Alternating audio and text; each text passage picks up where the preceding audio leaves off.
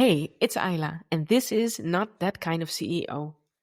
You've probably heard that stat that says that men will apply for a job when they're 60% qualified, and that women wait until they're at 100%. And it's catchy, yes, and you've heard it a lot. And it's also not true. Because women aren't waiting because they lack skill. We're waiting because we think that we have to earn the right to start. We tell ourselves that we need one more course, one more certificate, one more sign from the universe before we can actually take action. And in the meantime, someone else just does it, goes out there and does it anyway. So if you've ever found yourself rewriting an email for the fifth time, or a caption, or holding back on a new offer because you just don't feel it's ready yet, this episode is for you, because it's clarity, not confidence, not credentials, what gets you moving. We're breaking down the perfectionism that's keeping you stuck, how to stop outsourcing your confidence, and what actually happens when you start before you feel ready. So grab your coffee, take a breath, and let's just talk about how to stop waiting until you're qualified enough, and start acting like the vision-driven CEO you already are. Hi, I'm Ayla, and I am not that kind of CEO. You won't find me in a fancy corner office, but rather in a quiet corner of my home. I followed a bold vision and built my life and business around it. That's how I ended up in France, where I'm raising 2 little girls, renovate our 500-year-old castle together with my husband, run a coaching business, and still have space to breathe. After a decade of helping women simplify their business to make room for what matters most, I created this show to help you do the same. Let's build your business around the life you love. Welcome to Not That Kind of CEO. There is this famous statistic that says that men will apply for a job when they feel they are 60% qualified, and women will only apply for a job when they're actually feeling like they're 100% qualified. The statistic is also false. This statistic has never been true, and they have run an actual research to prove it or disprove it in 2024. And it turned out that the true difference between men and women and whether they're applying to a job, yes or no, based on qualifications, is the difference is only like 4%. But psychologically, there still is a very big difference between men and women when it comes to feeling confident enough to want to apply for a job, or not just apply for a job, but be able to do something. Both genders will apply. I'm just going to keep referring to the applying here because, we were talking about the original research which said this. They will both apply in the end, but women tend to self-select more often than men do. They self-select even harsher when the bar for the job is unclear. So that means that the criteria are unclear, the expectations of what they need to do, of what is expected of them by others. Whenever that's unclear, women tend to self-select and say, you know what, I'm not ready to do this. While in such a case, men are more likely to say, I'll just figure it out as we go. So I think that this is a sneaky and socially trained belief that we have, that we need to earn the right to get into action, basically. Women tend to feel until we are ready or qualified enough or expert enough. Until we feel that way, we just tend to say, nah, no thanks, not for me right now. While men assume that they will figure it out when they get there. And this is, of course, like a big fat generalization, because not all women are like that and not all men are like that. But given the research that has been done, when you generalize, this is what comes out. And the true difference is not 60% versus 100%, because we don't need to tick every box, we being women, applying for a job, feeling capable to actually do a job. We don't need to tick every box that's set out for that specific job, but we believe that we should. And that actually puts like of a quiet pressure on us before we even get started. And that means something really stupid, because it means that you're outsourcing your confidence to, something external, instead of looking within and seeing, yes, I can do it, or yes, I can try to figure it out. And the main problem with this is, I'm going to say it again, like this is a generalization, because otherwise the whole episode long, I'm just going to be for the women that feel like they do this. You get that, okay? The problem with women who do this is that it's slowing down their progress. And that's just a shame. It's just end of episode. It's the feeling that mastery for something should come before movement. So you need to master something first before you can actually move forward in that field, whether that's posting on social media. There it is again, like the bane of our existence, posting on social media, or putting out an offer, feeling ready to help the target audience that you're targeting, or if it's something like tool related in the back end of your business. We feel that we should master it and then get into action. We need to get another course. We're all coursed out. We need to buy another course.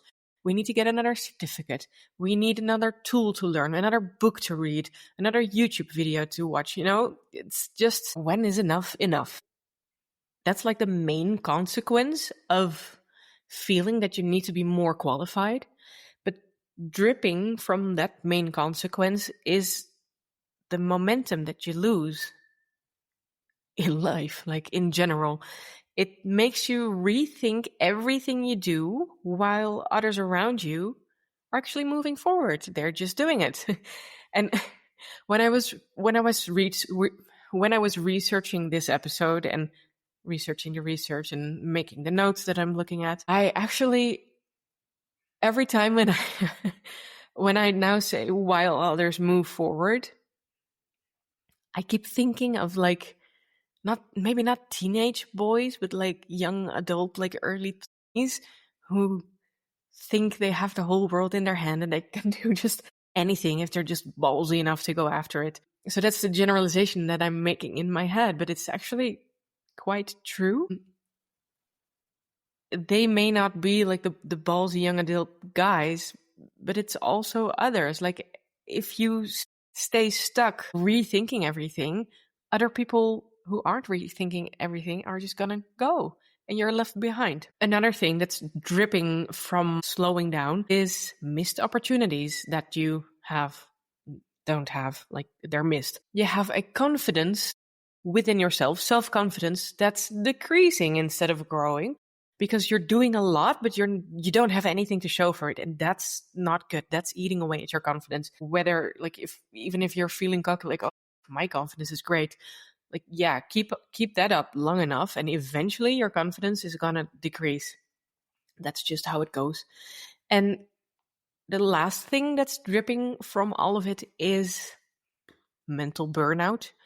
Because if you're second guessing everything that you do, that's just eating energy away from you. That's like finishing the end of your day, being busy all day, and you have nothing to show for it. And you keep going back, like, did I do anything wrong? Why don't I have anything to show for it? And it's a big fat circle, and it's not great. So imagine this, if you will. You are standing in the kitchen, ready to make dinner for your family. But first, you're going on YouTube because you're gonna watch a bunch of videos because you need to gain skills. You need to know how to sharpen your knife, how to use your knife, what kind of cutting board you're gonna use, like what kind of pans you should use. There's many videos that you're gonna look at to get a grasp of the skill for making dinner. And then once you're off YouTube, you're gonna learn a cookbook. Like, you're not just gonna grab a recipe and make it. No. You're gonna learn how to cook, like which herbs go together and which spices would complement this flavor. And, you need to learn how to cook. And that's not just going to happen by you reading a recipe. You need to read the cookbook, actually. And in the meantime, your kids are sitting there at the dinner table and they're just getting hungrier and hungrier. And they're sitting there going, Mama's going to make us dinner, but she's not getting into action. Like, she's just learning things to make dinner for us, which is great. It's going to be a quality meal, probably. But, I'm really getting hungry. And then suddenly the oldest of your children just goes, you know what? This is taking way too long. We're all way too hungry. I'm going to fix you some dinner. And they are going to make something to eat for themselves. It's going to be grilled cheese, something like that, nothing too culinary, because they can't. They don't have the skill for that. You are learning it in the meantime. Like, stay cool, you're learning it. But they, in the meantime, they have the skills to make grilled cheese, which is nice. And then the result is the kids are fed, which is great because that's the result you set out to do. Except you are not the person who actually made the dinner for them. It's done way quicker by them and they have the same result. Like, they're fed. That's great. But it's done with something by someone who has way less qualifications than you are and who's not even thinking about getting it. They are actually learning how to cook by just doing it because they just made grilled cheese. And the next time they just go, it would be really lovely to also put a slice of ham on it and maybe add some chili sauce instead of mayonnaise. And the next time, while you're still reading your cookbook, they're going to make a grilled cheese and go, this is improved. This is great. Before you know it, they can cook and you're still watching the YouTube videos. And this is what is happening when you are feeling not qualified enough and keep reading the courses and not actually putting it into action. Someone else is going to do it while you are still stuck there. There is good news, though. There's a way out. The way out is clarity. A Harvard Business School research from 2021 said that the difference comes from something that's actually definable. Definable? I don't know. You can point out where the difference starts. When job criteria are unclear, women are less likely to apply. And that's not because they lack the ambition, they don't want to get there. It's because they underestimate their fit for the job when it's unclear what the job is going to be, the specifications, etc. But when clarity increases, the gap between the two genders nearly disappears. In other words, when expectations are vague, women back out. We say, I don't think I can do this. But when it's clear what is needed, women step forward. So the clarity is, what's pulling you over to actually take action. So the battle isn't really about competence, it's about the clarity that's behind everything. This morning, I had a coaching call with a client of mine who wants to write a book. This is something that's been on her dream list since forever. And she had a few coaching sessions with me last year around this time. We made a whole plan, implemented it into her life first schedule. How are you going to do this within the parameters that are your life? Plan was there. And now we're nearly a year later. And she came back to me and she said, you know what? I had this meditation earlier this week and it came up to me again that I want to write a book. I was like, why are you writing your book? Because, we made a plan. And she said, well, I froze. I bought a course on how to write a book, and I had some coaching sessions with someone who is coaching beginning authors on how to get started. And I read a book on writing a book. You see where this is going. She wants to write a book, but she isn't sure she can do it and how she would do it. So that means that there's unclarity around the specifications of what she's going through. The lack of clarity is stopping her from actually starting to write her book. Even though this has been a dream, she has a plan. She's going to do this, but the lack of clarity is just stopping her. You might not be wanting to write a book, so this is what it can look like in your business. It's endlessly tweaking offers that you have instead of actually putting them out there and testing them with your real audience. And it's second guessing pricing. And this one is especially important because you can feel very confident about your pricing, but then someone comes in who wants to have a discount or a payment plan or something related to their personal situation. So they ask if you can do something about the price. And instead of holding on to your value or looking at the price and saying, you know what, for your specific case, I would actually consider, you actually start to doubt your own pricing again, coming from your own clarity and confidence. So you're letting something external make you second guess everything again. Rewriting emails, rewriting captions, just rewriting in general, which is not a word I should say too often because it's very difficult. The last thing that it can show up is waiting to hire help for in your business because you think that sorry, I didn't mean to scoff at you right there, but I did it anyway. It's waiting to hire because you want to figure out how everything works first. And there's a truth and an untruth there because it's really nice if you know how stuff works. So you can create an SOP and then just hand it over and someone else will do it exactly the way that you like. That's great. But it's also great to look at a completely new piece of software, for example, and just go, I know nothing about this. I'm not going to make my money with this. It's not within my zone of genius. It doesn't give me joy. It's not a skill I want to master for the future. I'm going to outsource this. And this last part is where it often goes wrong because we feel that we can only outsource it if we've already mastered it ourselves.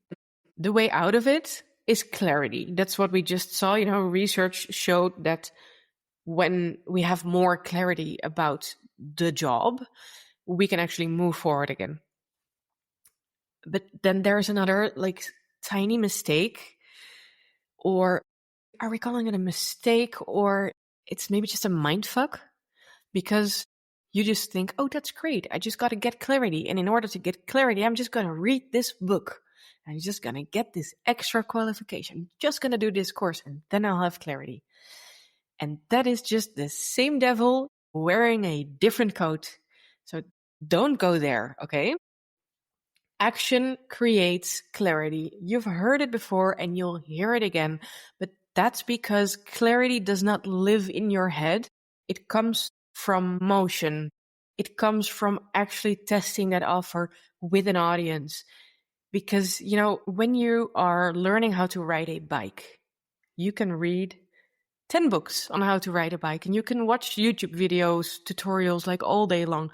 And yet when you stand there with your bike and you step up, you're not just gonna go and ride away because you've read 10 books. You're still gonna fall on your face the first time because keeping that balance with your body is something that you can only learn from the actual movement. This is the same. Clarity comes from being in motion, from doing something.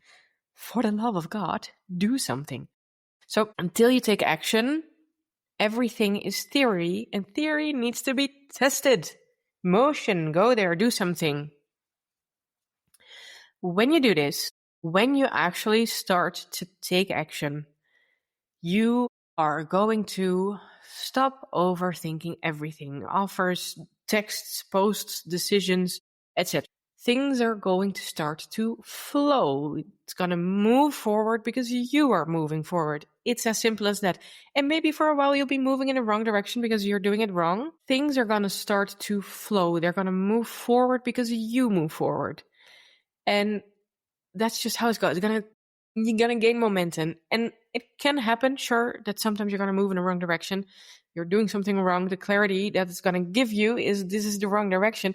And then you can start to move in the right direction. But if you're just sitting there thinking about it, you won't know. So things will start to flow as well.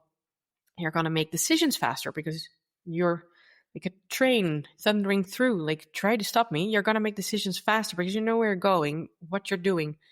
You're going to be setting better boundaries because you already know what's keeping you from your destination. And so you're like, no thanks. It becomes so much easier to set boundaries to when you start to get that clarity, you're not gonna get shiny object syndrome, for example, but you're not gonna get distracted is the word I'm looking for. Distracted. And then what happens is that you're gonna finish what you started, which is really nice for people like us, me as well, who get stuck in overthinking instead of actually doing, because you're just gonna do it. And then it's easier to finish, which is great. And then what happens, because this is all still a little bit internal and around you, but what happens is that clients will start to feel this shift as well. They will trust you more because you're getting more trustworthy because you're actually starting to trust yourself more. Isn't that nice? That's like the ripple effect that we love to see. And then what happens is that the money is going to follow the momentum. You're more trustworthy, clients trust you more, they get better results, they give better reviews, you'll get more clients, etc., etc. And money is going to follow that around, which is always very nice. After all this, hopefully throughout the process as well, but what happens in general is that your energy returns because it's flowing, everything's flowy, that's so nice. You will reach the end of your weeks feeling proud because you have actually finished what you started. You are not feeling depleted without anything to show for it like you had before. You will start to feel more like yourself. You'll get in better alignment with your values, with your goals, with your overall business, because you know what's working and it's flowing.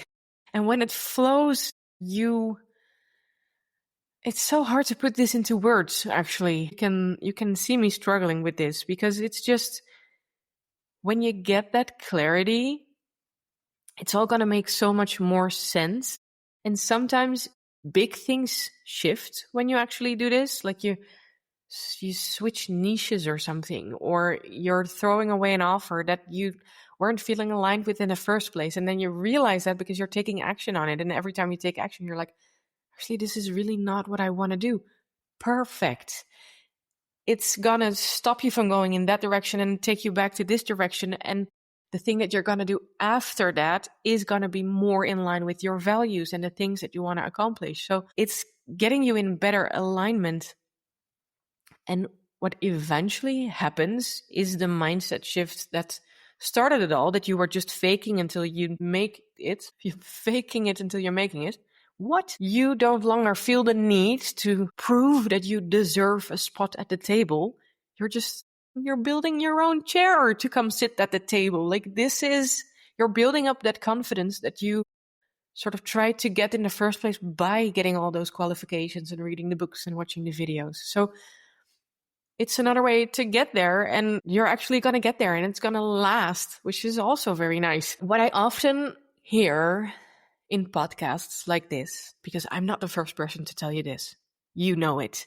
I'm not the first person to talk about how action creates clarity and that you should be moving forward no matter where it's bringing you. And what I often hear right about now is the permission slip, where someone says, you have the permission to launch before you're ready, and you have the permission to show up messy, and you have the permission to show up like an underqualified man who is just gonna do the job anyway. And yes, you have that permission. I love that.